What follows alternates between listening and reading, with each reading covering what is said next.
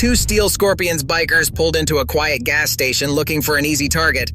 They found a Vietnam War hero instead. What happened next would unravel a $100 million trafficking operation, expose a web of corruption, and teach the most feared motorcycle gang in the state a painful lesson.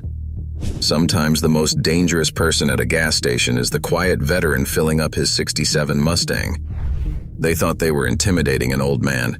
Instead, they picked a fight with one of the most decorated Special Forces intelligence officers in Vietnam War history. This is the story of how a couple of bikers provoked the last war hero at a gas station, and how their moment of arrogance led to the biggest organized crime takedown the state had ever seen. Before we jump back in, tell us where you're tuning in from. And if this story touches you, make sure you're subscribed, because tomorrow, I've saved something extra special for you.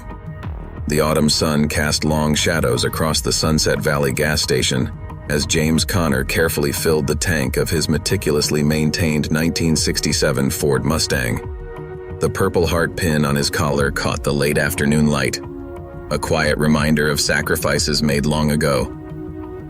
At 72, James moved with the measured precision of a man who had never forgotten his military training, even after all these years. Catherine Morgan, known to everyone as Kate, emerged from the station's shop with a fresh pot of coffee. She'd owned the place for 5 years now, turning it from a rundown pit stop into a community hub where truckers and locals alike found friendly faces and hot coffee. Your usual, James? Kate asked, already reaching for his cup. You know me too well, James replied, a slight smile crossing his weathered face. The peaceful scene shattered as 3 motorcycles thundered into the station, their engines drowning out an elderly couple's car horn as they cut across its path. The bikes came to a stop, arranged in an intimidating line that blocked 2 parking spaces. Their riders, clad in black leather jackets bearing the emblem of a coiled scorpion, dismounted with practiced arrogance. Tyler Rhodes, known on the streets as Blade, removed his helmet to reveal elaborate tattoos crawling up his neck. His companions, Drake Matthews and Michael, the Russian Russo, flanked him like well-trained attack dogs. Well, well, Tyler announced, his voice carrying across the lot. Look what we found, boys. A real slice of American pie. James continued filling his tank, his movements unhurried and deliberate. Kate tensed slightly but maintained her professional demeanor. Welcome to Sunset Valley, she said evenly. What can I help you with? Tyler's laugh held no warmth. Oh, how cute. Full service and everything, like stepping back in time. Drake and Russo spread out, their boots crunching on the gravel as they surveyed the station with predatory interest. James replaced the fuel nozzle with a quiet click, his sharp eyes missing nothing. Hey, Grandpa, Tyler called out, sauntering closer to James. Sweet ride. Bet that was new when you were young. 67 Mustang, James replied calmly. Still runs beautifully. Might look better in my garage, Tyler suggested, running a finger along the car's polished hood. James turned slowly, facing Tyler directly for the first time. Something in his eyes made the younger man pause, though he quickly covered it with a smirk. Son, James said quietly, I've seen your type before. You think that leather and those patches make you dangerous, but you're just playing at being bad men. Tyler's smirk twisted into a snarl. You better watch your mouth, old-timer. I fought alongside real bad men in Vietnam, James continued, his voice steady. Men who'd make you wet yourself just by looking at you. Last warning, take your business elsewhere. Drake pulled out a switchblade, flicking it open with practiced flair. Maybe we should teach Gramps here some respect. What none of them noticed was Kate quietly pressing a button under the counter, or the small camera above the door, its red light blinking steadily. Put it away, James said, not even glancing at the knife, before you embarrass yourself. Tyler stepped closer, his breath hot with anger. You got some nerve, old man. Do you know who we are? I know exactly who you are, James replied. That's why I'm giving you a chance to leave. Drake lunged forward, blade glinting in the sunlight. James moved with surprising speed, his hand catching Drake's wrist in a grip honed by years of combat training. With a simple twist, The knife clattered to the ground, and Drake found himself gasping in pain. "That's enough," Tyler shouted, but there was uncertainty in his voice now. James released Drake, who stumbled back, clutching his wrist. "Like I said, you're playing at being bad men. Real bad men would know better than to start trouble here." The rumble of an approaching truck caught everyone's attention. Pete Davidson, the station manager, was returning from his supply run. The bikers exchanged glances, their confidence wavering. Tyler backed away, maintaining his sneer despite the fear now visible in his eyes. "This isn't over, old man. Nobody disrespects the Steel Scorpions." "It is over," James said firmly, "unless you want to find out just how much trouble you're really in." The bikers mounted their motorcycles, engines roaring to life. As they sped away, Kate approached James, her hand still shaking slightly. "You okay?" she asked quietly. James nodded, watching the dust settle on the road. "They'll be back." "Should we call the police?" "Not yet," James replied, his eyes narrowing. "Something about them isn't right. Those patches they're wearing, the way they carry themselves, they're connected to something bigger." "What do you mean?" In Vietnam, I worked intelligence. You learn to spot patterns, connections. Those weren't just ordinary bikers trying to look tough. They're soldiers in someone else's army. Kate glanced at the security camera, its red light still blinking. "Well, we got it all on video at least." James smiled slightly. Good, because I have a feeling this is just the beginning.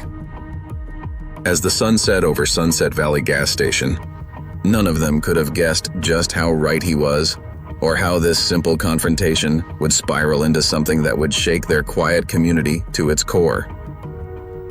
Pete Davidson parked his delivery truck and hurried over to James and Kate, his face etched with concern. "I saw those bikes leaving. Steel Scorpions, weren't they? Are you both all right?" "We're fine, Pete," Kate assured him, though her hands still trembled slightly as she poured fresh coffee. James sat at the counter, his calm presence a stark contrast to the tension lingering in the air. They're not just ordinary troublemakers. Those patches they were wearing, they're too new, too uniform. Someone's bankrolling them. "What do you mean?" Pete asked, sliding onto a stool next to James. Back in Nam, I tracked supply lines, monitored gang activities. You learn to spot the signs. These guys aren't just some local gang. They're organized, well-funded. Kate leaned across the counter, lowering her voice. Should we be worried? "Not yet," James replied, his eyes distant with memory. "But we should be careful. Pete, you might want to install some extra security cameras, especially around back." Lisa Carter, the young attendant, emerged from the stockroom. "Ms. Morgan, those bikers, they've been here before, haven't they?" Kate nodded slowly. Last week, just drove through, watching the place. I didn't think much of it then. "They're scouting," James said quietly. "Testing responses, looking for weaknesses. It's what I would have done, back in the day." "Back in the day?" Lisa asked, curiosity overtaking her fear. James touched the purple heart pin on his collar. "Special Forces, Intelligence Division. We tracked enemy movements, supply lines, criminal networks that were funding operations against us." Pete whistled low. "No wonder you handled them so well. But why here? Why our station?" "Location," James replied, pulling out a small notebook. "You're the last stop for 50 miles on the interstate. Perfect spot for distribution." The word hung heavy in the air. "Distribution of what?" Kate asked, though her expression suggested she already knew. "Whatever they're moving. Drugs probably, maybe weapons. The Steel Scorpions are new money. Someone's using them as muscle, as a front." The bell above the door chimed as a state trooper entered. Officer Martinez was a regular, stopping by every evening for coffee and conversation.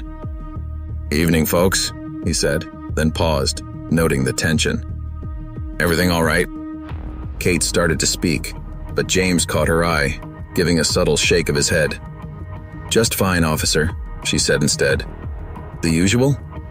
As Martinez waited for his coffee, James observed him carefully. The officer's eyes kept darting to the security cameras, and his hand trembled slightly as he reached for his cup. After Martinez left, James turned to Kate. "Don't trust him. Did you see how he reacted when he spotted the cameras? He's nervous." "Jack? But he's been coming here for years," Kate protested. "Exactly. He's watching the place for them. Probably has been for a while." Lisa's eyes widened. "You think he's involved?" Small town like this, they'd need someone in law enforcement. Makes sense they'd cultivate relationships years in advance. Pete ran a hand through his hair. "So what do we do?" "For now, nothing," James said, standing up. "Act normal. But Kate, make copies of that security footage. Keep one set here, give another to me.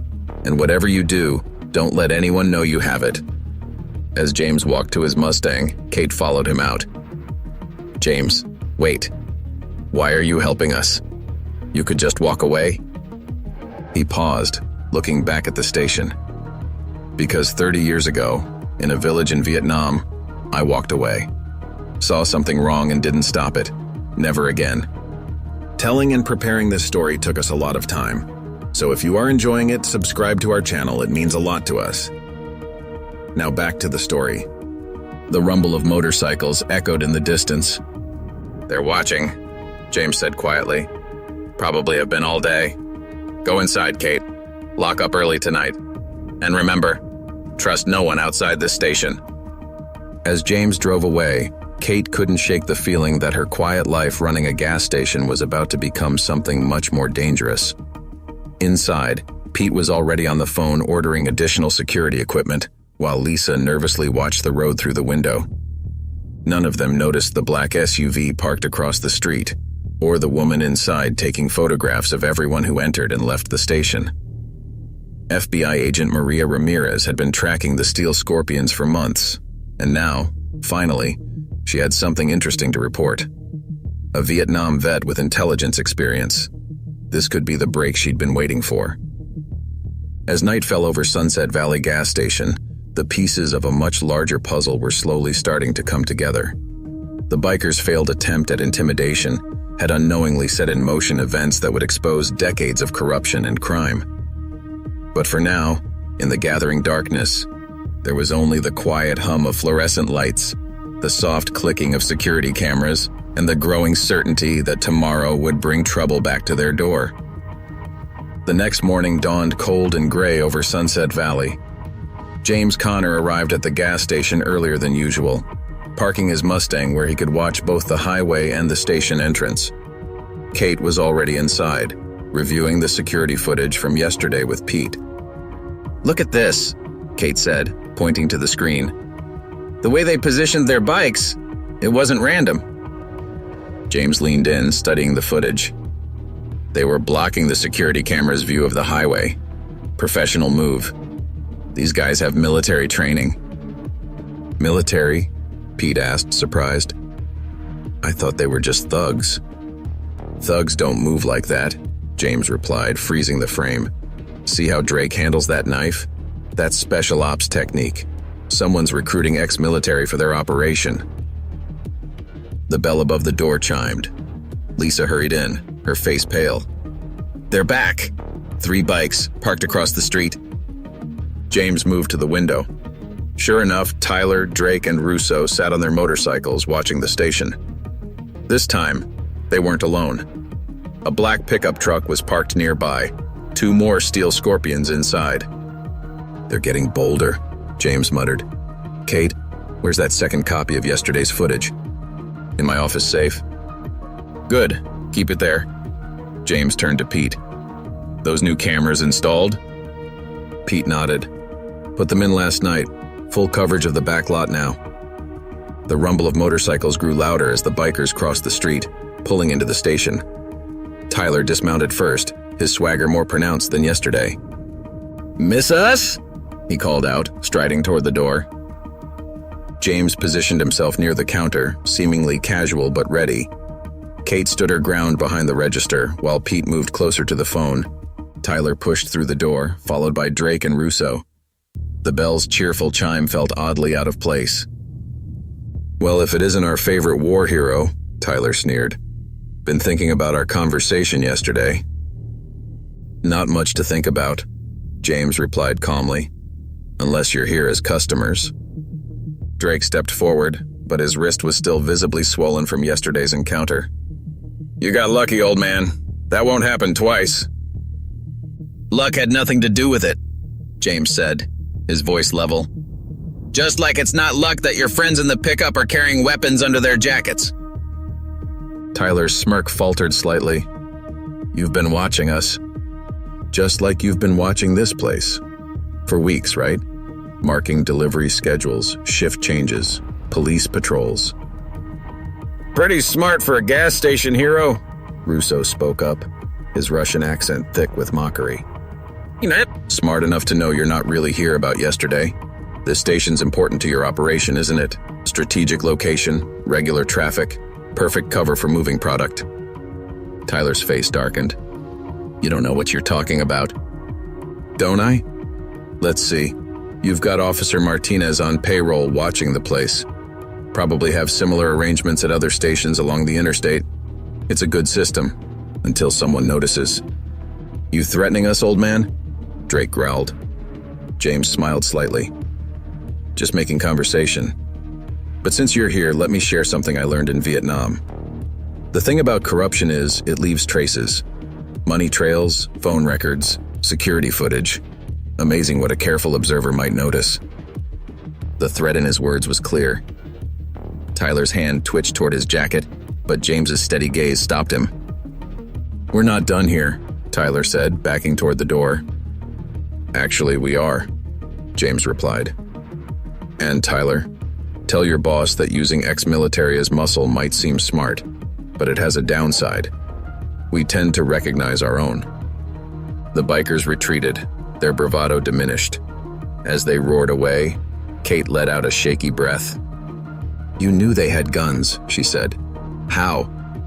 The way they moved. Military habit. You adjust your stance when you're carrying. More importantly, they just confirmed everything I suspected. By running away? Pete asked. By reacting to what I said about Martinez, about their operation. They're not just criminals. They're soldiers in someone else's war. And now we know their weakness. Lisa, who had been quietly watching from near the stockroom, spoke up. What weakness? Pride, James said. They're ex-military, used to being the toughest guys around. Being embarrassed by an old man? That'll make them sloppy, make them want to prove something. The black SUV across the street started its engine. Agent Ramirez had heard everything through the directional microphone, and James's analysis matched her own investigation perfectly. But something bothered her. The way he had handled the situation, drawn out their reactions. It was almost like he knew she was listening. Inside the station, James watched the SUV pull away. We had an audience, he said quietly. Federal, probably FBI. They're building a case. How can you tell? Kate asked. Because that's exactly what I would have done. He turned to face them. Things are going to get more complicated. Those bikers will be back, and next time they won't be alone. We need to be ready. Ready for what? Pete asked nervously. For when they realize that this quiet little gas station is about to become their biggest nightmare. The security cameras continued their silent vigil as storm clouds gathered on the horizon. In a few hours, the Steel Scorpions would report to their real boss, and the stakes of this small-town standoff would rise dramatically. But for now, there was only the quiet hum of fluorescent lights, and the growing certainty that the next confrontation would be much more dangerous than the last. Across town, in an abandoned warehouse, Tyler faced his real boss, Marcus Bishop, a former Army colonel turned crime boss. Bishop sat behind a makeshift desk, his expensive suit out of place in the dusty surroundings. Let me understand this, Bishop said quietly, his voice carrying the edge that had made soldiers tremble in Afghanistan. You were outmaneuvered by an old man at a gas station? He's not just some old man, Tyler protested. He's ex-military, special forces. He knows about our operation. Bishop's eyes narrowed. And whose fault is that? You were supposed to establish our presence there quietly. Instead, you let your ego get in the way. We can handle him, Drake insisted. Just let us go back with more men. Shut up. Bishop stood, his imposing frame casting a shadow across the room. You've already compromised one of our key distribution points, and now we have a Special Forces veteran watching our every move. He mentioned Vietnam, Russo added. Intelligence Division. Bishop froze. Intelligence. What exactly did he say? Something about tracking supply lines, monitoring operations. He knew about Martinez, about our surveillance. A slow smile spread across Bishop's face. James Connor. Has to be.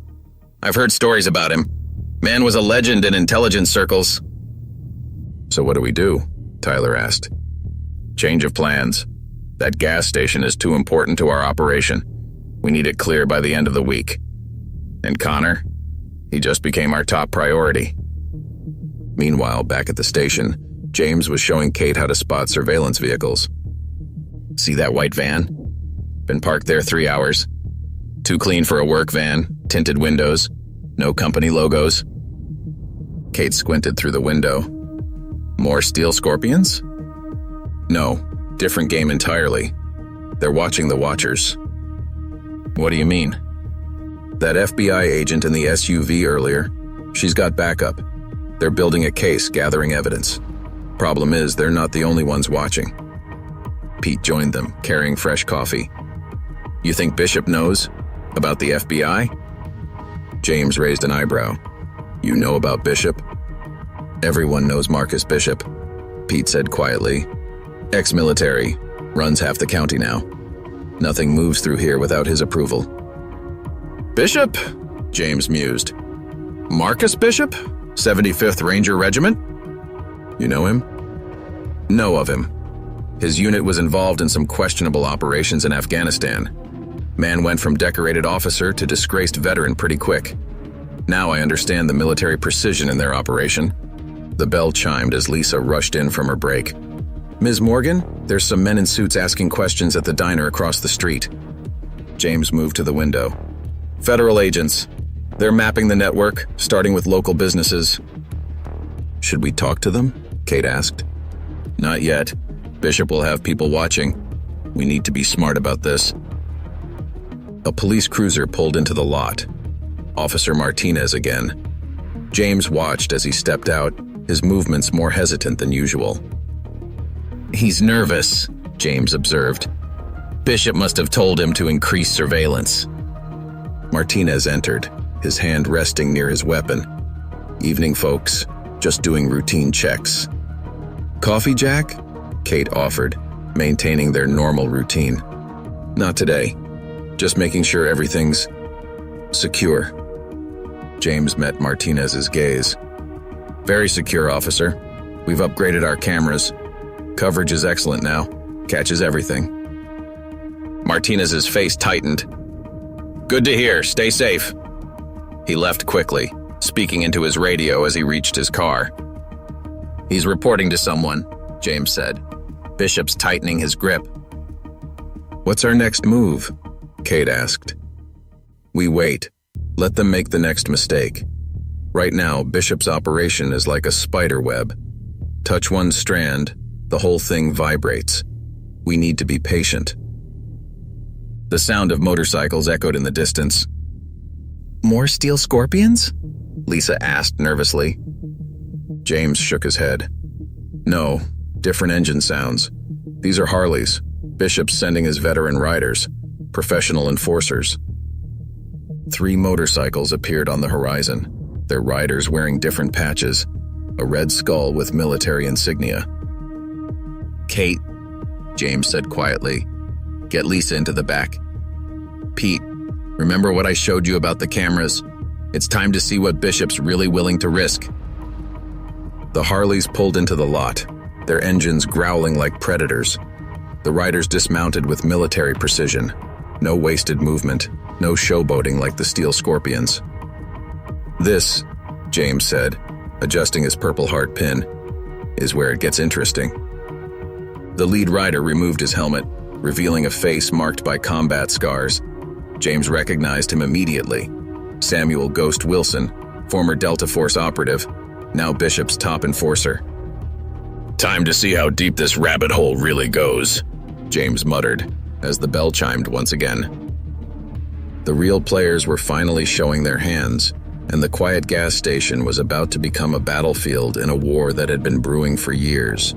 But this time, Bishop's men weren't facing some small-town business owner. They were facing a man who had spent his life understanding how criminal empires worked and how to tear them down from the inside.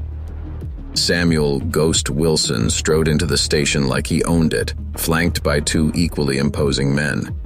Their leather jackets bore combat medals turned into gang patches, a mockery of their military service. James Connor, Ghost said, his voice gravelly from old war wounds. Been a long time. James didn't move from his position near the counter. Desert Storm 91, you were running spec ops while I was gathering intel. Good memory for an old man. Good enough to remember why they called you Ghost. 10 confirmed kills in one night. Never left a trace. Ghost's scarred face twisted into something resembling a smile. Bishop said you were sharp. Guess he was right. Bishop, James said quietly. Still hiding behind better men, I see. You don't know him like I do. Man's got vision. Vision? James scoffed. He's a disgrace to the uniform, using veterans as muscle for his drug operation. Ghost's companions shifted their stance, subtle combat-ready movements that didn't escape James's notice.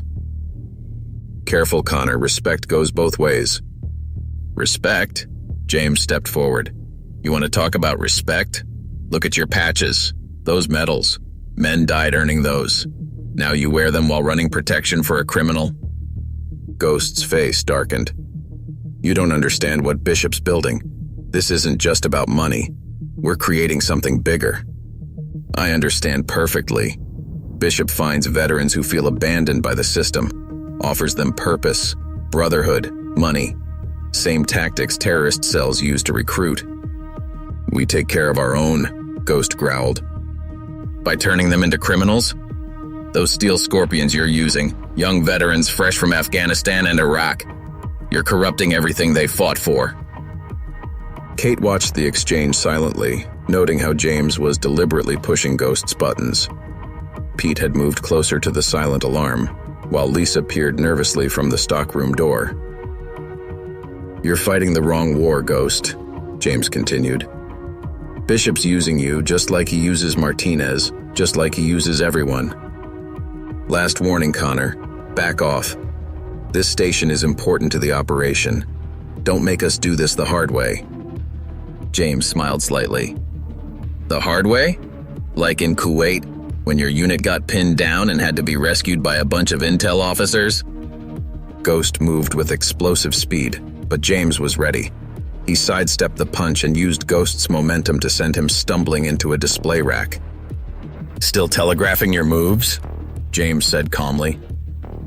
Ghost's companions reached for weapons, but James's voice stopped them. I wouldn't. Those FBI agents across the street have been photographing everyone who enters this station. Plus, Kate's new cameras are streaming everything to a secure server. Ghost straightened up, his military training asserting itself over his anger. This isn't over, Connor. Actually, it is. Tell Bishop I know about the shipments, about the whole operation. One phone call and everything he's built collapses. You're bluffing. Am I? Ask him about Operation Sandstorm, about what really happened to those missing supplies in 91. I wasn't just gathering intel back then, Ghost. I was building files, insurance. Ghost's face went pale. How do you... Like you said, I'm sharp. Now get out of my station. The three men retreated, their professional demeanor shaken. As their Harleys roared away, Kate turned to James. You know something about Bishop, don't you? Something big. James nodded. Bishop's operation isn't just about drugs. It's about weapons. Military-grade hardware disappearing from bases, showing up in criminal hands. Been happening for years. And you can prove it? I can prove Bishop was involved in similar operations during Desert Storm. Man's been running this game for decades. That's why the FBI is watching, Pete realized. Partly, but they're missing the bigger picture. Bishop's not just a criminal, he's building an army, using veterans who feel betrayed by the system, turning their skills to his advantage. What do we do now? Lisa asked, emerging from the stockroom. We wait. Ghost will report to Bishop. Things will escalate quickly after that. Why did you provoke him? Kate asked. Bringing up Kuwait? James smiled grimly. Because now Bishop knows I'm not just some old man who got lucky with his steel scorpions. He knows I'm a real threat. And men like Bishop, they don't handle threats well. They get sloppy. You're using his pride against him, Pete said, understanding dawning. Just like in Vietnam, sometimes the best way to destroy an enemy is to let him destroy himself. Outside, the FBI surveillance team photographed Ghost's departure. Agent Ramirez spoke quietly into her radio. Target is moving. And sir, Connor just confirmed the weapons angle. Bishop's operation is bigger than we thought. The pieces were falling into place, but the real war was just beginning. Bishop wouldn't take this challenge lying down, and James knew that the next move would be decisive. The quiet gas station had become a battleground in a conflict that had been brewing for 30 years. And James Connor, the last war hero, was ready to finish what had started in the desert all those years ago. Marcus Bishop slammed his fist on the desk, making Ghost flinch despite his years of combat experience. He knows about Sandstorm? You're absolutely certain? His exact words, sir. Said he was building files back then. Insurance. Bishop paced the warehouse office, his expensive shoes raising dust with each step. Connor wasn't just intelligence. He was counter-operations, specialized in dismantling criminal networks within the military. What's our move? Tyler asked from his corner of the room. The Steel Scorpions leader looked small compared to Ghost's battle-hardened presence. We shut him down, tonight. Bishop turned to Ghost. Take your best men. Make it look like a robbery gone wrong. Sir? Ghost hesitated. Connor's not alone. FBI surveillance is heavy, and he's got cameras everywhere. Then get rid of the cameras first. Cut the power. Create confusion. Bishop's voice carried the command authority of his military days. I want that station dark and Connor gone before midnight. Meanwhile, at the gas station, James was teaching Kate and Pete how to spot surveillance patterns. See how that blue sedan keeps circling? Classic counter-surveillance. They're watching the FBI watching us. How many teams are out there? Kate asked, amazed at the complex dance playing out on their quiet street. At least 3. FBI, Bishop's men, and... James paused, studying a distant vehicle. Someone new. Military plates, unmarked car. Military police? Pete suggested. No, something else. Bishop's operation must have attracted attention from higher up. Lisa rushed in from taking out trash. Mr. Connor, I just saw Tyler and those Steel Scorpions meeting with some scary-looking guys behind the diner. Combining forces, James muttered. Bishop's getting desperate. Why desperate? Kate asked. Because I mentioned Sandstorm. It's not just about current operations. It's about what happened 30 years ago. Bishop's entire empire is built on secrets from Desert Storm. The phone rang, making everyone jump. Kate answered, her face growing pale. It's for you, James. He says he's an old friend from Kuwait. James took the phone. Connor? James. Bishop's smooth voice carried decades of authority. We should talk. Nothing to talk about, Marcus. You're still fighting a war that ended 30 years ago. I'm building something important, giving purpose to men the system abandoned. You're exploiting them, using their skills for your criminal empire. Bishop's laugh was cold. Criminal empire? I'm creating order, structure, something these men understand. By running drugs, stealing weapons? That's not order, Marcus. That's chaos in a uniform. Last chance, James. Walk away. Those files you mentioned? They're ancient history. No, James said firmly. They're insurance, and you know exactly what they contain. Then you leave me no choice. Bishop's voice hardened. Remember Basra? Sometimes darkness is necessary for victory. The line went dead. James turned to the others. Pete, check the backup generators. Kate, get Lisa somewhere safe. They're coming tonight. What did he mean about Basra? Kate asked. It's a warning. In Basra, they cut power to entire sectors before major operations. James moved to the window. They'll try to black us out, create confusion. Should we call the police? Pete asked, reaching for the phone. They're compromised. Martinez isn't the only one on Bishop's payroll. James checked his watch. We have about 2 hours until sunset. That's when they'll move. What's the play? Kate's voice was steady despite her fear. We let them come, but this time we're ready. James pulled out his phone, dialing a number he hadn't used in years. And we're not alone. The voice that answered was familiar. Connor? Been a long time. Thompson, remember that favor you owe me from Riyadh? Time to collect. Across town, CIA agent David Thompson put down his phone and turned to Agent Ramirez. Connor's in. Operations a go. Bishop's empire was about to face something it had never encountered. A coordinated response from multiple agencies, led by a man who had spent his life understanding how criminal empires worked. As the sun began to set, James watched Bishop's forces gathering in the shadows. The quiet gas station was about to become ground zero in a war 3 decades in the making. And this time, the last war hero wasn't fighting alone. Darkness crept across Sunset Valley as James Connor made final preparations. He'd sent Lisa home and positioned Pete near the backup generator controls. Kate refused to leave, checking security feeds from her office. 3 teams, James said, marking positions on a station map.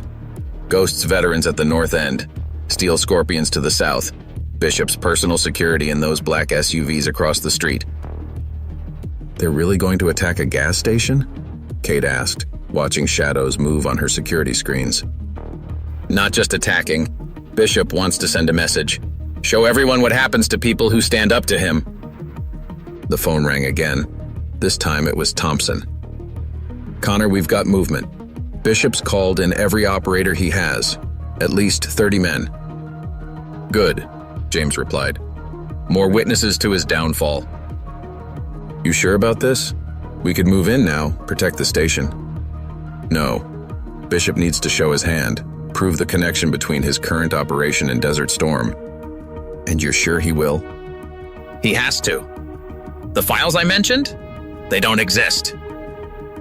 Kate's eyes widened at this revelation. It's a bluff? Thompson asked. Bishop doesn't know that. His guilt will make him act to silence a threat that isn't real. And that's when we'll have him. The first sign of the attack came at 9:47 p.m. The streetlights went dark, followed by power to surrounding buildings. But when they tried to cut the station's power, Pete was ready. The backup generators kicked in immediately. They'll try to jam communications next, James said calmly. Standard tactical approach. Sure enough, cell phones lost signal moments later. But the landline, running through an old copper network, stayed active. Ghost's voice crackled over a loudspeaker. Connor, last chance to walk away. Never were good at negotiations, were you, Sam? James called back. The sound of motorcycles filled the air as the Steel Scorpions moved into position. Tyler's voice carried across the parking lot. Nowhere to run, old man. James smiled slightly. Kate, remember what I told you about the security feeds? She nodded, pressing a sequence on her computer. The footage began uploading to multiple secure servers. They're moving in, Pete warned from his position. Let them come, James said. Thompson's teams are in position. We just need Bishop to show himself. The attack began with a flashbang through the front window, but James had been ready, and the device landed in a bucket of water, fizzling harmlessly. Amateur move, he muttered. Ghost is getting sloppy. The Steel Scorpions charged first. breaking windows and trying to force their way in. But James had prepared for this too. The fire suppression system activated, spraying them with foam and creating chaos. "You're not the only one who remembers Desert Storm tactics," James called out. "Remember the hangars in Kuwait?" Ghost's voice carried a hint of uncertainty now. "Bishop said you were alone." "Bishop's wrong, just like he was wrong in 91. A new voice cut through the chaos. "Enough!" Marcus Bishop emerged from one of the SUVs, his expensive suit incongruous in the war zone his men had created. "There he is," James said quietly into a hidden microphone. "The man himself." "You want to talk about 91? Bishop shouted. "Let's talk. Those files you claim to have, the evidence, it all burns tonight." "Along with your whole operation?" James asked. "Those weapons you're moving through here, the drugs, the money laundering, quite an empire you've built on the back of betrayal." "Betrayal?" Bishop laughed. "I gave these men purpose. While the government abandoned them, I gave them a mission." "You turned them into criminals, used their skills for your private war." "War?" Bishop's voice rose. "You want to talk about war? What about Sandstorm, the missing weapons, the supplies that disappeared? You think your precious files tell the whole story?" James smiled in the darkness. Kate understood now. He had baited Bishop perfectly, making him incriminate himself in front of dozens of witnesses. "Actually," James said calmly, "I think you just did." Suddenly, floodlights blazed from every direction. FBI teams emerged from hiding, weapons drawn. Agent Ramirez's voice boomed through a megaphone. "Marcus Bishop, you are surrounded. We have your confession on multiple recordings." The look of realization on Bishop's face was almost worth the broken windows. "You never had any files," he said, understanding finally dawning. "Didn't need them," James replied. "Just needed you to admit what you've been doing, past and present." As FBI agents moved in, Ghost tried to rally his men for a fight. But the sight of military police vehicles rolling in changed their minds.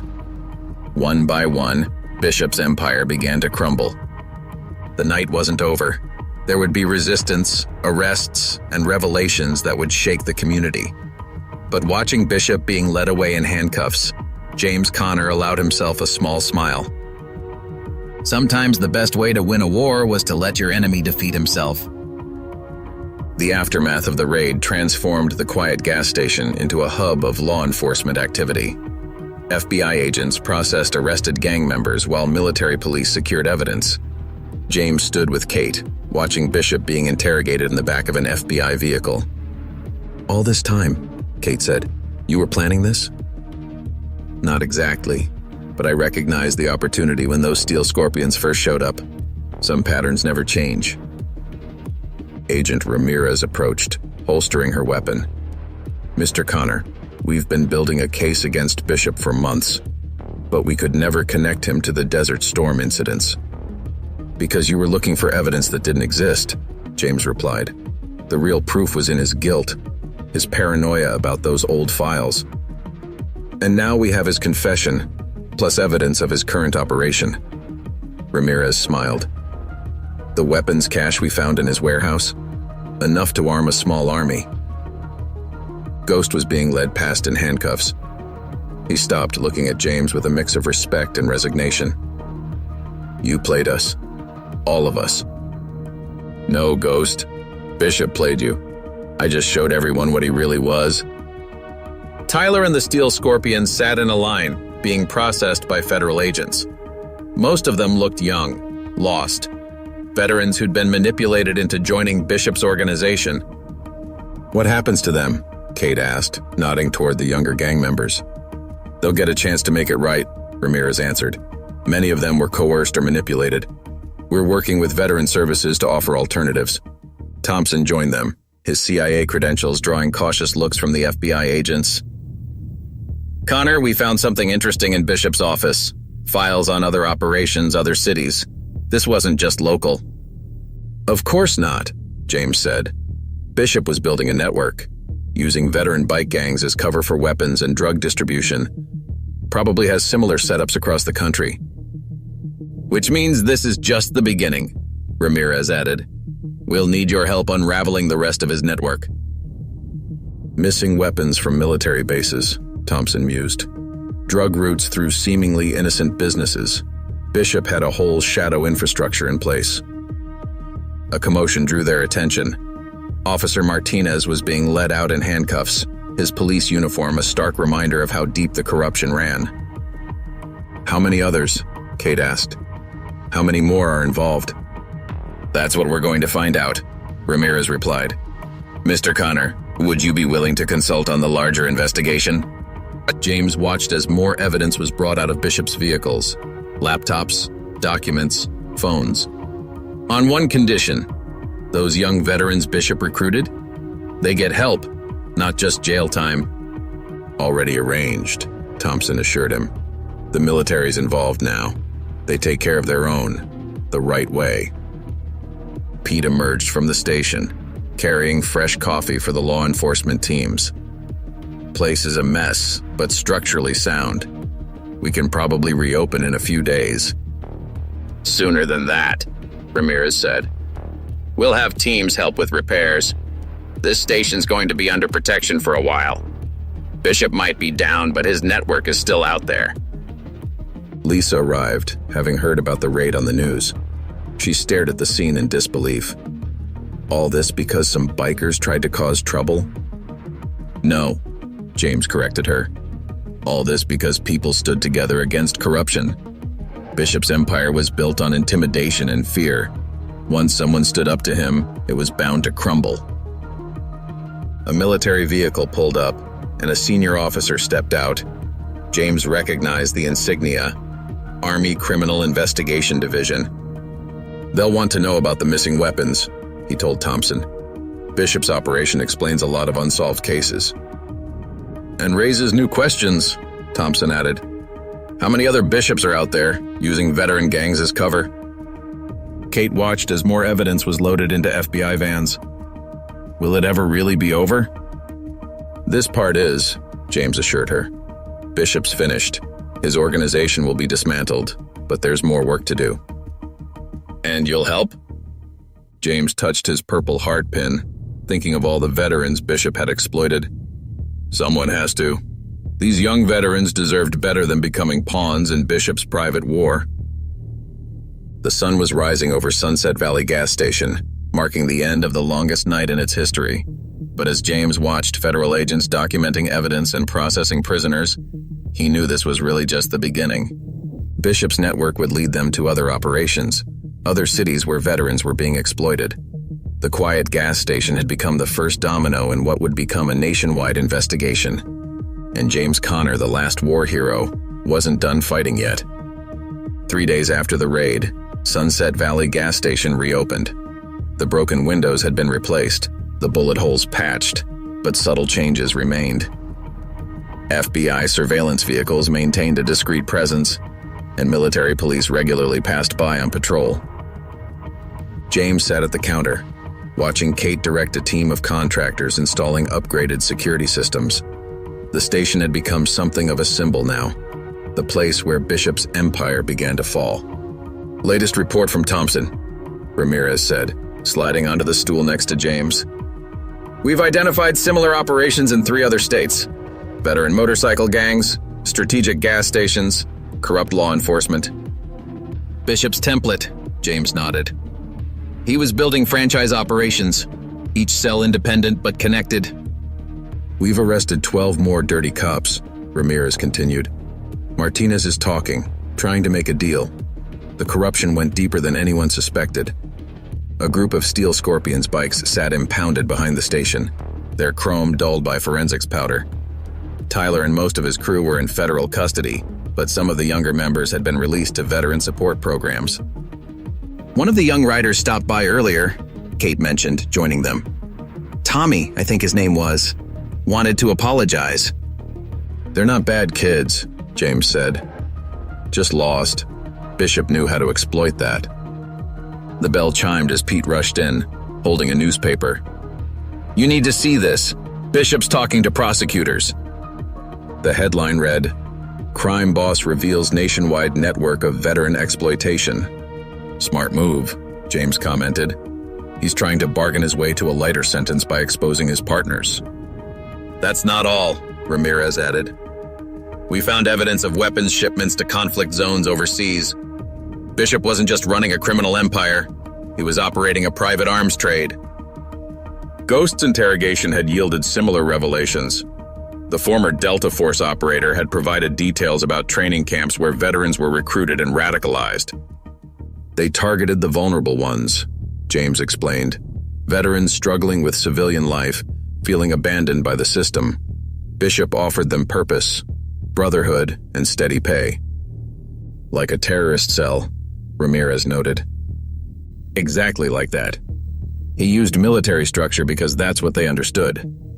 Turned their training against them. Lisa approached with fresh coffee. She'd insisted on returning to work, refusing to let fear change her routine. More reporters outside, she reported. They want interviews about the raid.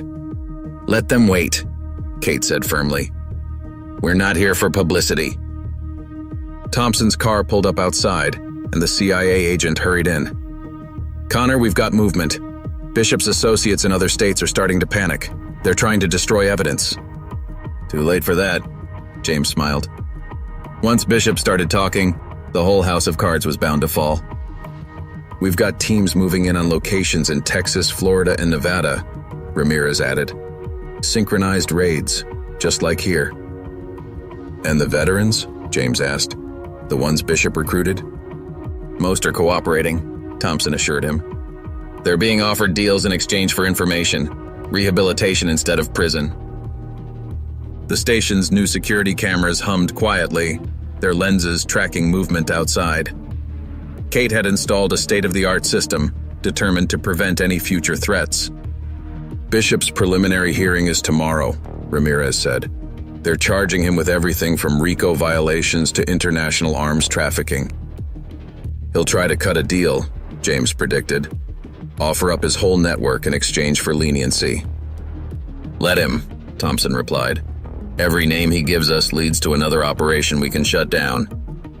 A military convoy rumbled past the station, heading toward Bishop's warehouse. They were still cataloging the weapons cache found there.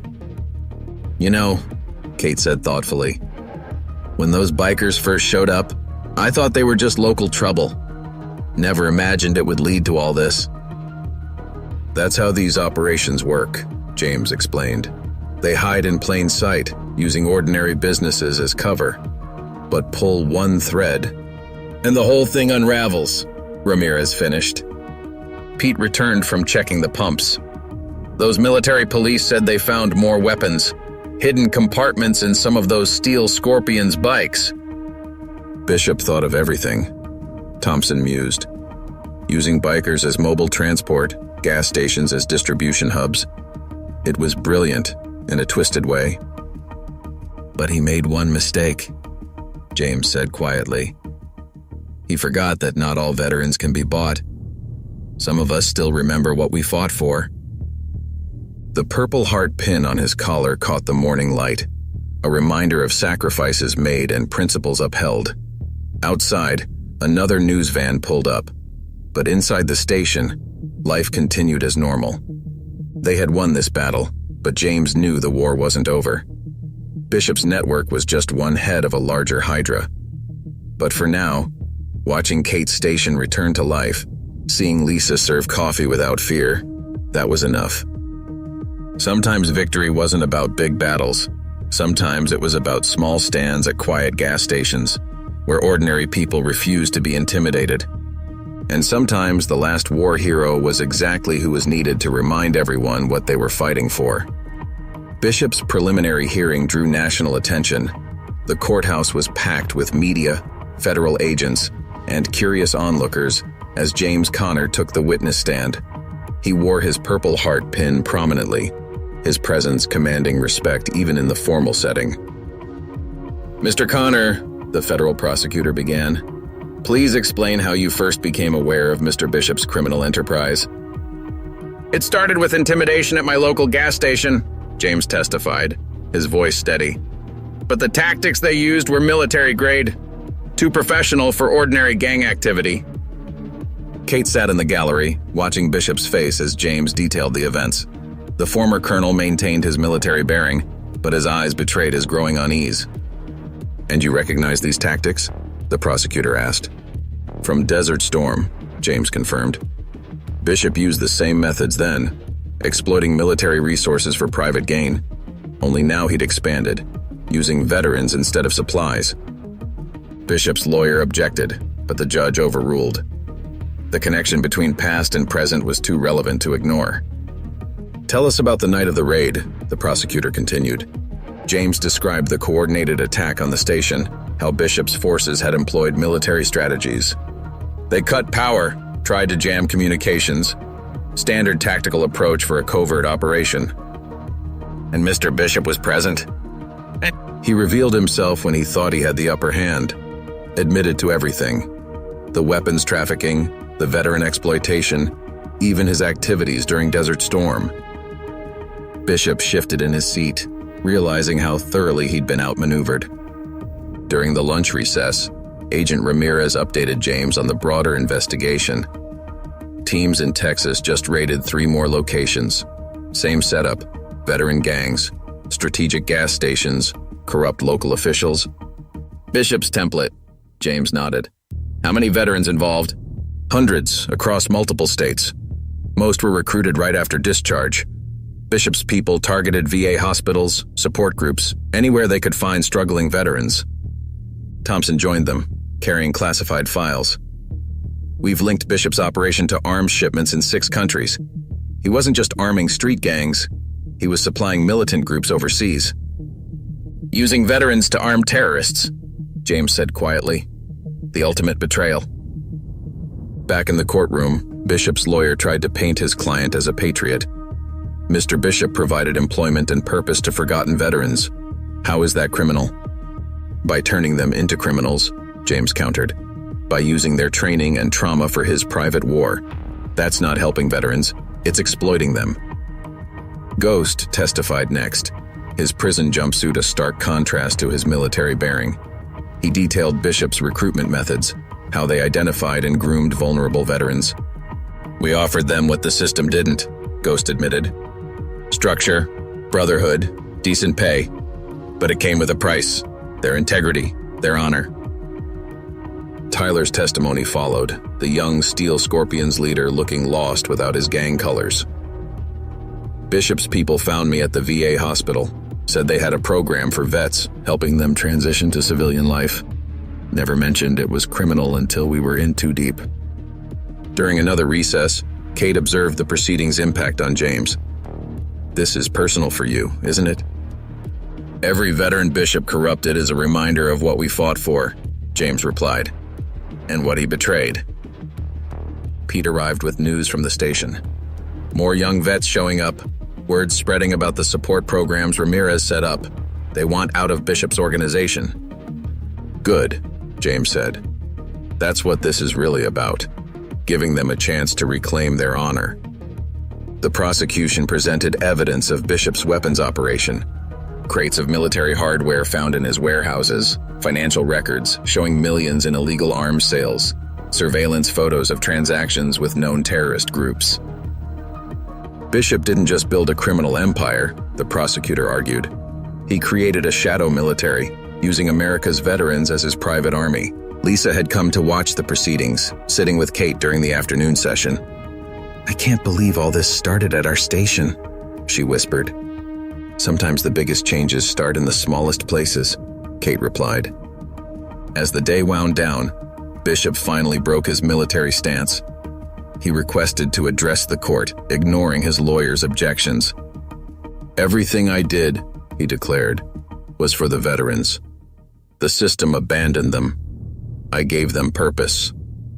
"You gave them chains," James interrupted, drawing a warning from the judge. "You turned their loyalty into slavery." The judge called for order, but the damage was done.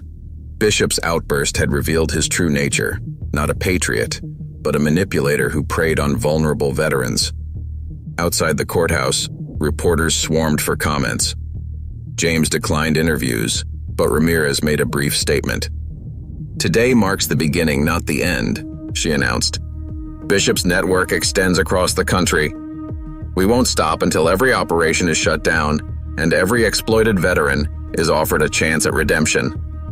Back at the gas station that evening, James sat with Kate, Pete, and Lisa watching news coverage of the hearing. "Bishop's looking at life," Thompson reported, joining them. "His lawyers are trying to deal, but the evidence is overwhelming." "What about the other operations?"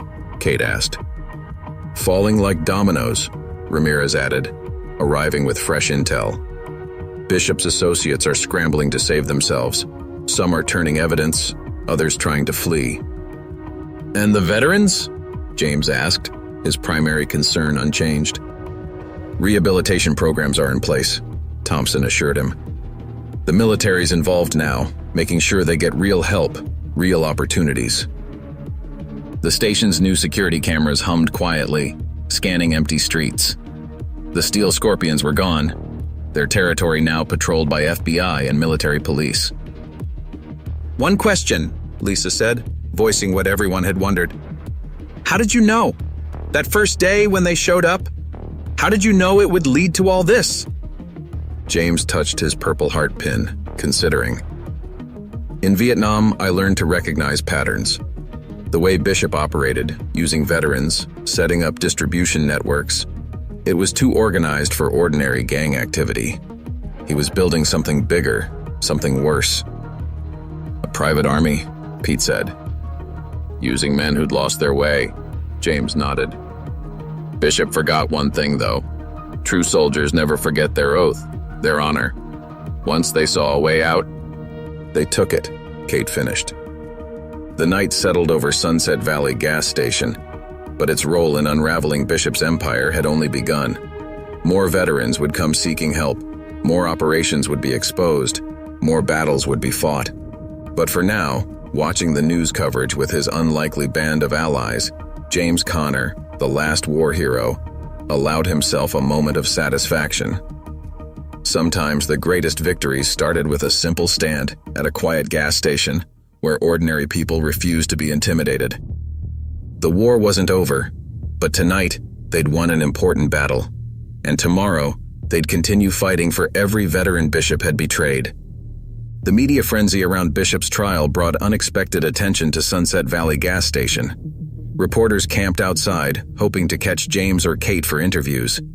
But there were other visitors too, veterans who'd heard about the support programs, seeking a way out of similar organizations.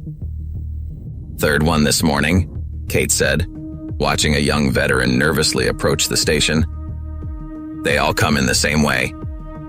James nodded, recognizing the military bearing beneath the biker leather. "They're testing the waters, making sure it's safe." The young man entered, his gang patches partially covered. His eyes scanned the station, combat training die hard, before settling on James's Purple Heart pin. "Looking for Connor," he said quietly. "Name's Mike. Was with the Raiders in Nevada." "Bishop's operation there?"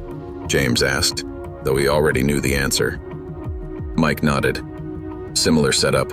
Gas stations, corrupt cops, weapons moving through truck stops. Heard you were helping guys get out." "Agent Ramirez handles that part," James replied. "But you came to the right place." As if on cue, Ramirez entered. She'd set up a temporary office nearby, coordinating with veteran services. "Another one?" she asked, noting Mike's patches. "Raiders," James confirmed. "Nevada branch." "We've been watching them," Ramirez said. "Your intel could be valuable." Mike shifted uncomfortably. "Look, I ain't looking to be no snitch. Just want out. Got a kid on the way, need to make things right." "Nobody's asking you to snitch," James assured him. "But if you want help, you need to be honest about what you know." Pete brought coffee, his earlier nervousness around bikers replaced with understanding. "On the house," he said. "Take your time." Mike's story echoed others they'd heard. Former Marine, struggled after discharge, recruited at a VA hospital. The Raiders promised brotherhood, purpose, good money. By the time he realized what he was involved in, it felt too late to leave. They got their hooks in deep, Mike explained. Know where your family lives, where your kids go to school. Make it clear there's no walking away. Until now, Ramirez noted. Bishop's arrest changed everything. His whole network's vulnerable. Thompson arrived with fresh intelligence. Raiders are falling apart. Leadership scattered, trying to destroy evidence. Perfect time to move. How many others want out? James asked Mike. Most of the younger guys. We signed up to be soldiers, not criminals. But the senior members, the true believers, they're getting desperate. Desperate how? Kate asked, concern evident in her voice. Talking about one last big move, something to prove they're still strong. James and Thompson exchanged looks. They're planning a show of force, Thompson said. Try to prove Bishop's arrest hasn't weakened them. Multiple chapters coordinating, Mike added. Been stockpiling weapons, watching federal movements. They're gonna hit hard, make an example. Of what? Ramirez demanded. Mike looked at the gas station. Of anyone who helps take them down. The implications were clear. Sunset Valley had become a symbol, both of resistance and vulnerability. We need to move first, Thompson said. Hit their leadership before they can coordinate. No, James countered. We let them come, but this time we're ready. That's crazy, Pete protested. After everything that's happened. It's perfect, Ramirez interrupted, understanding James's strategy. They'll commit all their resources, expose their entire network. And walk right into a trap, James finished. Mike watched the exchange, recognition dawning. That's what you did with Bishop. Made him think he had the upper hand. Sometimes the best way to defeat an enemy is to let them choose the battlefield, James explained, but make sure it's rigged in your favor. Over the next hours, they developed the plan. Mike provided details about Raider operations, their tactics, their weaknesses. Thompson coordinated with federal teams across 3 states. Ramirez arranged for additional surveillance and support. They'll come at night, Mike predicted. Multiple teams, coordinated assault. They've got police scanners, radio jammers, professional gear. Just like Bishop's attack, Kate remembered. Because it's the same playbook, James said. Military tactics, adapted for criminal operations, but that makes them predictable. Lisa, who'd been quietly listening, spoke up. What about the station? All our regular customers? We close early, Kate decided. Make it look like we're scared, reducing hours because of threats. Perfect, Thompson nodded. Let them think they're winning the psychological war. James studied the station blueprints, marking key positions. We'll need to coordinate with local law enforcement, the honest ones. Stage federal teams here, here, and here. Make sure we control all approaches. What about me? Mike asked. You've done your part, Ramirez assured him. We'll get you into protective custody. Start the paperwork for the support program. As evening approached, they began implementing the plan. Kate posted notices about reduced hours. Pete secured equipment and valuables. Federal teams established hidden positions around the property. James watched the sunset, remembering other battles, other ambushes. They think they're planning an attack, he mused. Really, they're walking into their own surrender ceremony. You sound pretty confident, Kate said. Because I understand men like this. They're so focused on appearing strong, they forget to check for weakness. Bishop made the same mistake. The station grew quiet as darkness fell. But in the shadows, dozens of federal agents waited. Surveillance teams monitored communications, tracking Raider movements across 3 states. Everything was prepared. One question, Kate asked as they did final checks. What if they don't come? James touched his purple heart pin, a habit that had become familiar to them all. They'll come. Men like this can't help themselves. Their pride won't let them walk away from a challenge. And when they do? Lisa asked. Then we finish what started here. Not just Bishop's empire, but every organization that preys on veterans. Sometimes it takes a small stand to start a bigger change. The night settled over Sunset Valley gas station, thick with anticipation. In the distance, they could hear motorcycles, not approaching, but gathering. The raiders were coming, just as predicted. But this time, the last war hero wasn't just defending a gas station. He was finishing a mission 30 years in the making, giving lost veterans a chance to reclaim their honor. And somewhere in the darkness, redemption waited. Midnight approached Sunset Valley gas station like a gathering storm. James Connor stood by the window, watching surveillance feeds as raiders gathered at multiple staging points. Their coordination was impressive. Military precision applied to criminal intent. 3 groups, Thompson reported, monitoring radio traffic. 20 bikes each, plus support vehicles. They're running dark, using night vision. Just like we expected. James nodded. Professional gear, military tactics. They're treating this like a combat operation. Ramirez checked positions with her teams. Federal agents were hidden throughout the area, supported by tactical units and military police. But the raiders didn't know that. All they saw was a darkened gas station apparently vulnerable. Mike's intel was solid, Ramirez confirmed. They're following Bishop's playbook exactly. Power cuts first, then communications jamming. How long? Kate asked, double-checking the backup generators. 10 minutes, James estimated. They'll wait for their recon team to confirm the station's empty except for basic security. Pete monitored their new security system, watching blips appear on the tactical display. They're surrounding us. 4 layers deep. Standard infiltration pattern, James explained. Outer containment, strike teams, support units, command element. Bishop taught them well. Lisa, who had insisted on staying despite everyone's objections, watched the gathering forces with growing concern. There's so many of them. Numbers don't matter, James assured her. They're fighting the last war, using tactics we've already countered. The first phase began exactly as predicted. Streetlights went dark, followed by power to surrounding buildings. But the station's new generators kicked in seamlessly, maintaining critical systems. Comms are going dark, Thompson warned. They're starting their electronic warfare. Let them think it's working, James instructed. Everyone switched to backup frequencies. Raiders appeared on the perimeter, black-clad figures moving with military precision. Their advance was textbook. Coordinated teams securing approaches, establishing fields of fire.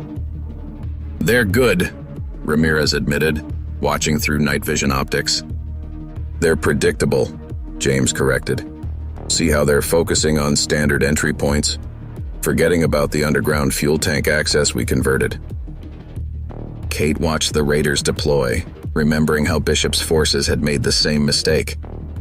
They think they're in control. Pride, James nodded. Makes them forget the first rule of combat. Never assume you know all your enemy's capabilities. The raiders' command vehicle arrived, a modified tactical truck that would have looked at home in a war zone. Their leader, Colonel Jackson, had been Bishop's rival before the arrest. Now he was trying to assert control over the scattered organization. Jackson's here personally, Thompson noted. That's new. Because this isn't just about us, James explained. It's about power. He wants Bishop's position, needs to prove he can handle resistance. The raiders' attack began with precision.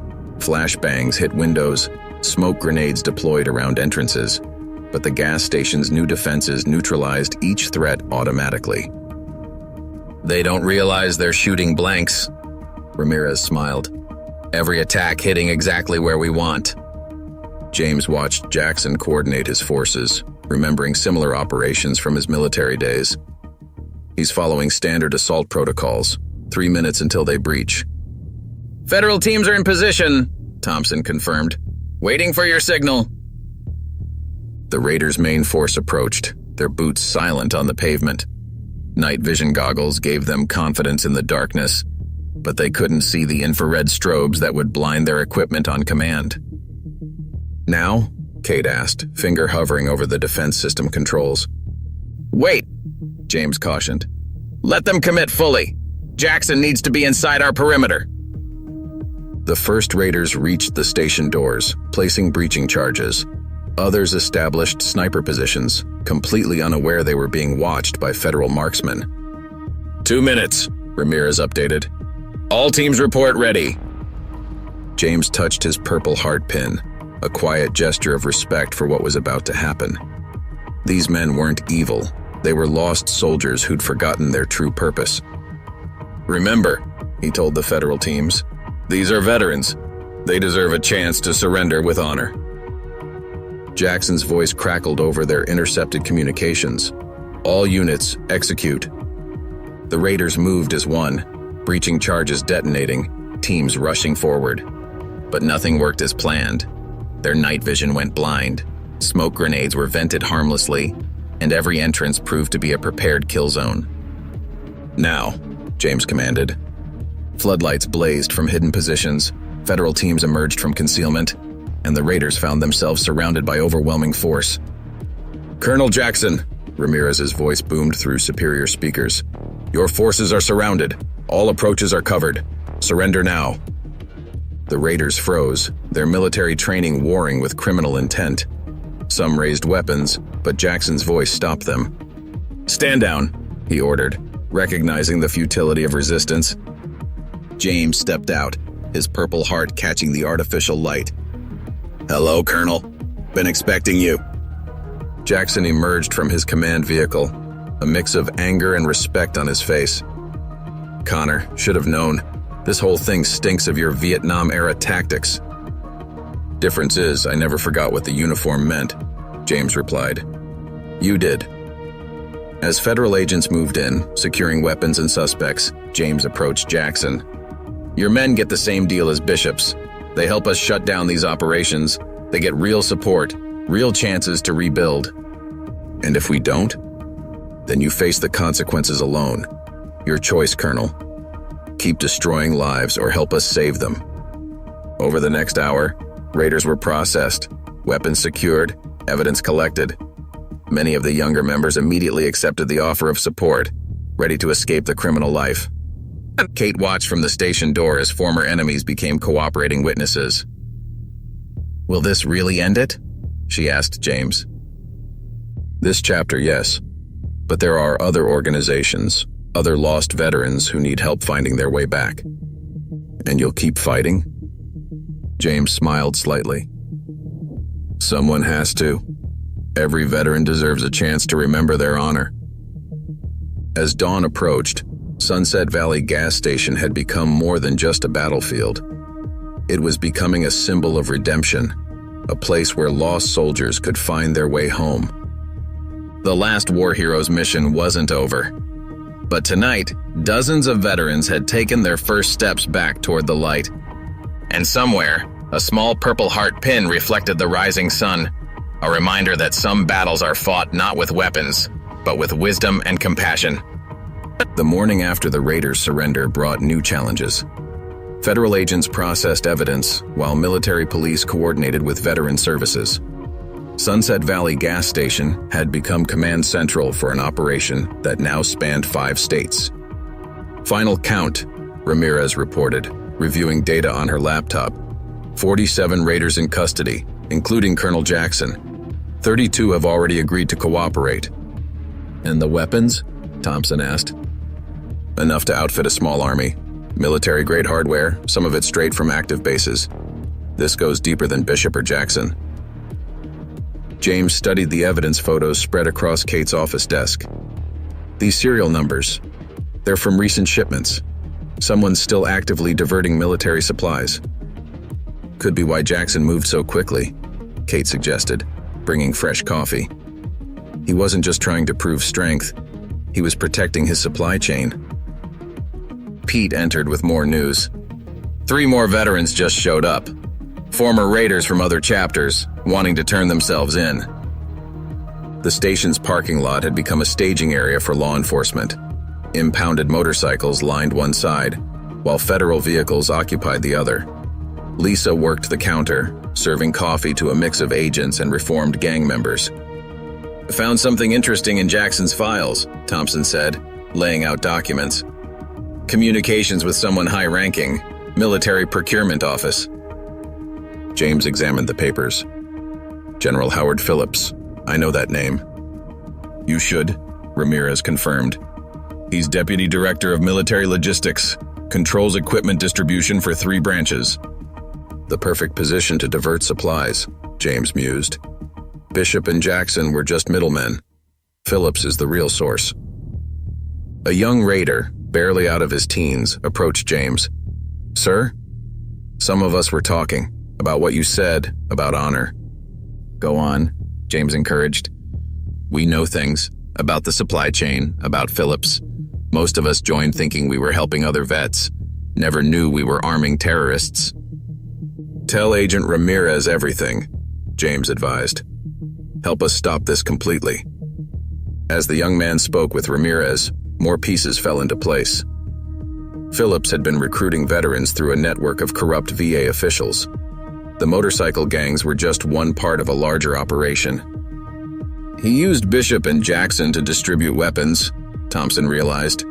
But the real money came from international sales. Perfect cover, James nodded. Veterans helping veterans. Nobody looks too closely at motorcycle clubs doing charity runs. Kate watched another group of former raiders talking with military police. How many more organizations are out there? Too many, James replied. Phillips built a nationwide network, used military precision to create criminal enterprises. But why? Lisa asked, joining them during her break. He was already a general. Greed, Thompson answered. We found offshore accounts, millions from arms sales. Power, James corrected. Phillips is a true believer, thinks he's building some kind of private army, using veterans as his personal force.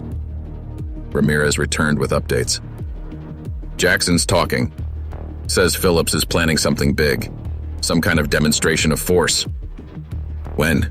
James demanded. Soon. He's realizing his network is compromised, wants to show strength before everything collapses.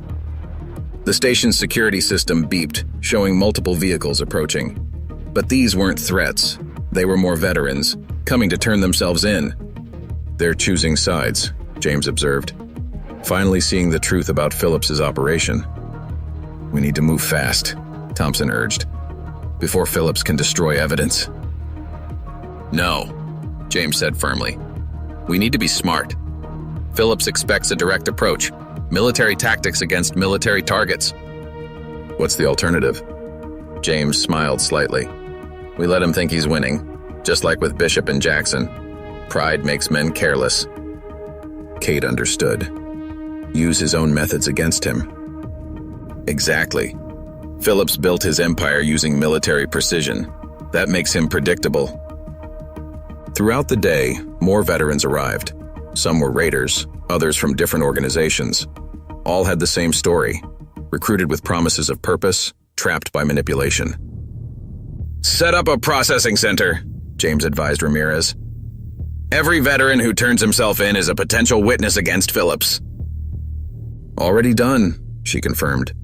Military police are coordinating with VA services. Real help this time. Thompson received an urgent call. Phillips is moving.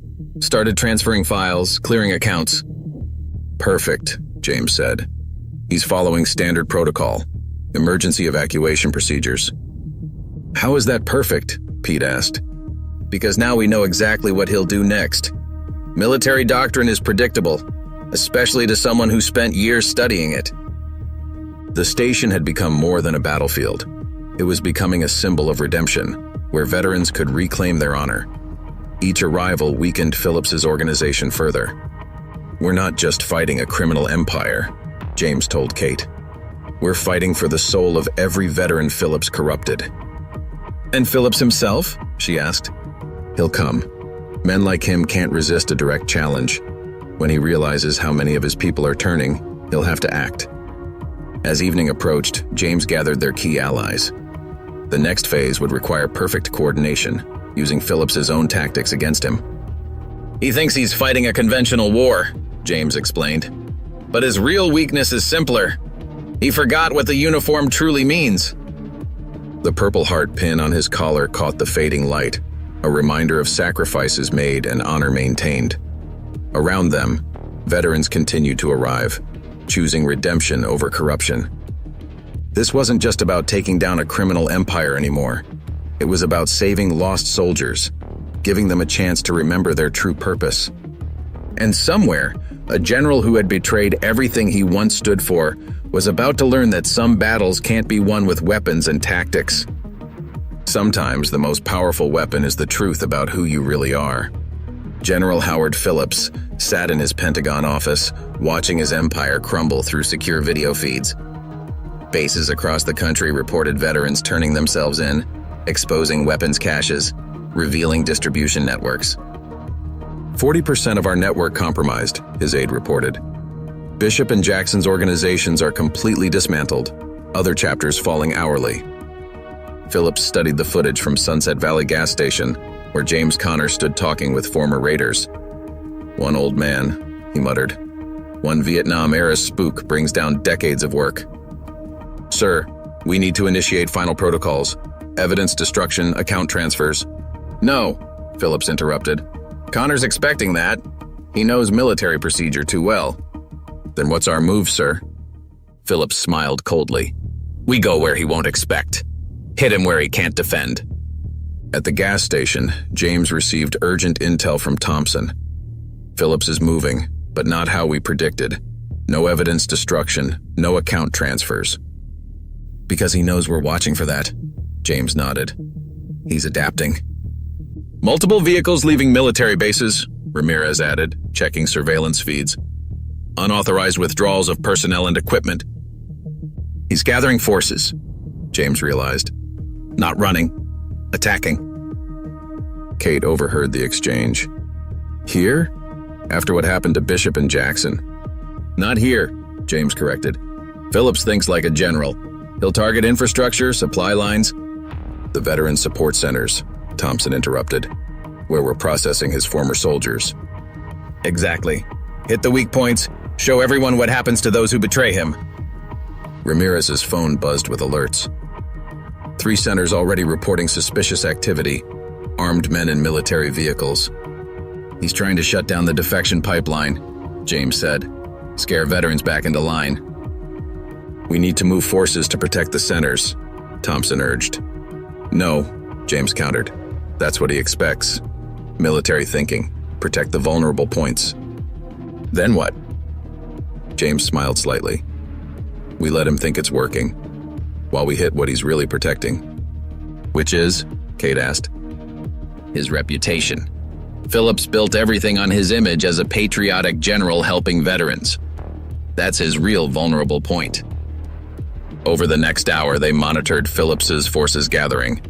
Former Special Forces operators, corrupt military police, mercenaries, all coordinating for simultaneous strikes. 4 primary targets, Ramirez reported. Support centers in major cities, classic shock and awe tactics. "While we're distracted defending them," James noted, "Phillips will destroy his real evidence, Pentagon files, financial records, communication logs." "So we let him hit the centers?" Pete asked, horrified. "No, we've already evacuated them. Every veteran is safe, every piece of evidence secured. Phillips is committing forces to attack empty buildings." Thompson understood. "While his own office is vulnerable." "Exactly. He's a general fighting the last war, expecting us to react like soldiers." Kate watched the tactical displays showing Phillips's forces moving into position.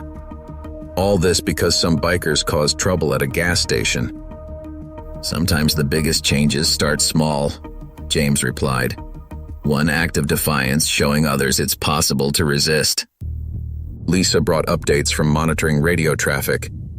"They're starting their attacks. Military vehicles, armed men.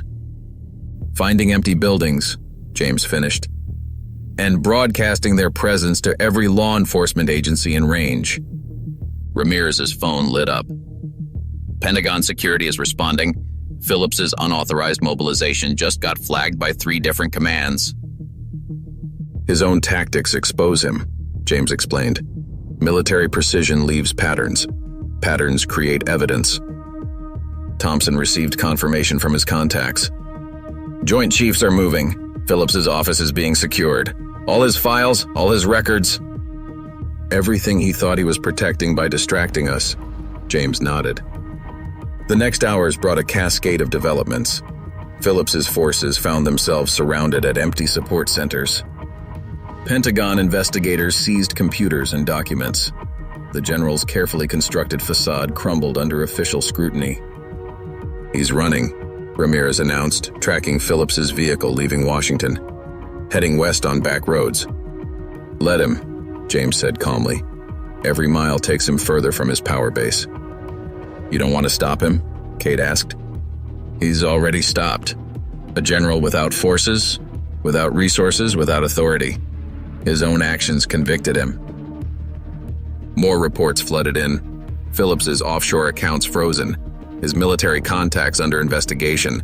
The network he spent decades building collapsed in hours. "He's reaching out to his last loyal operators," Thompson reported, "trying to organize some kind of resistance." "But his messages are going to people already in custody," James noted. "Every response leads investigators to new evidence."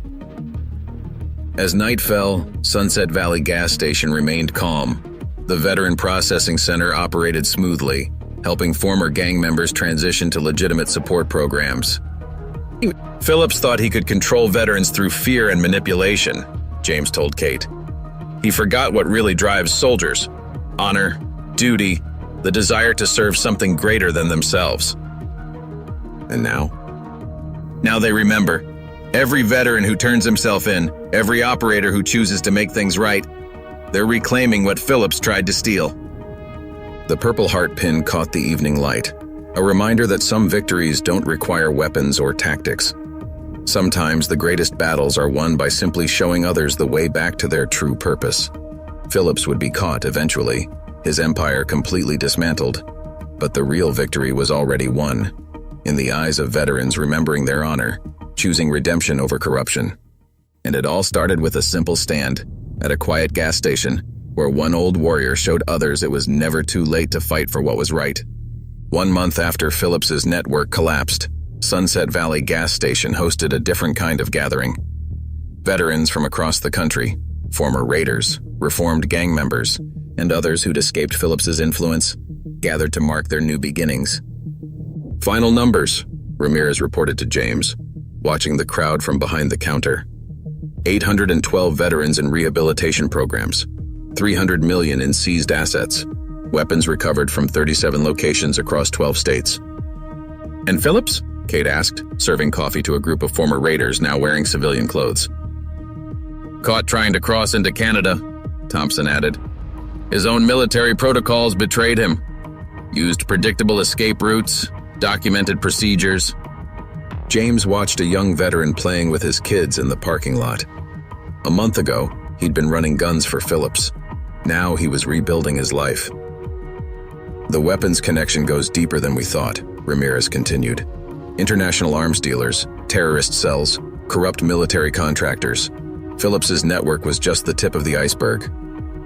"But his collapse exposed everything," James nodded, "like pulling one thread that unravels the whole sweater."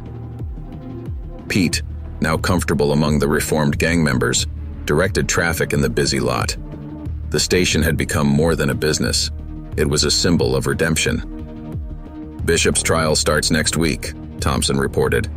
"Between his testimony and Jackson's evidence, Phillips is looking at multiple life sentences." Lisa emerged from the stockroom, carrying supplies for the gathering. More veterans arriving, some from as far as Texas and Florida. "They're not just coming for the ceremony," James explained. "They're coming to see proof that change is possible." The ceremony was simple but powerful.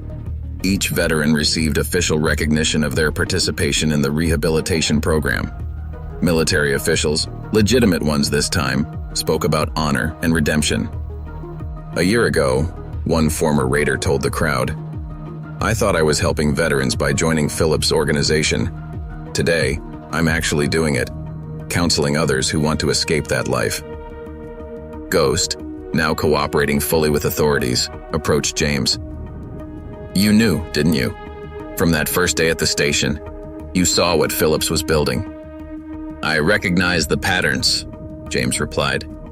Same ones I tracked in Vietnam. Men turning soldiers into criminals, using their training for private wars. Kate watched more vehicles arrive, not motorcycles this time, but family cars bringing veterans and their loved ones. Hard to believe it all started with some bikers causing trouble. Sometimes that's all it takes, James said. One moment where people choose to stand against intimidation. The Purple Heart pin on his collar caught the sunlight as he addressed the gathering. What Phillips tried to steal from you wasn't just your skills or your loyalty. He tried to steal your identity as soldiers. Today you reclaim that. Ramirez updated them on ongoing operations. Phillips's arrest had exposed similar networks in other countries. International task forces were using their evidence to dismantle criminal enterprises worldwide. Your station's become famous, Thompson told Kate. Symbol of resistance against corruption. Other communities are following your example, standing up to criminal organizations. We just did what was right, Kate replied. James showed us how. No, James corrected her. You all chose to stand together. I just reminded you it was possible. As evening approached, families gathered for a community meal. Former enemies sat together, sharing stories of redemption. Children played where once there had been standoffs. What happens next? Lisa asked, watching the transformed parking lot.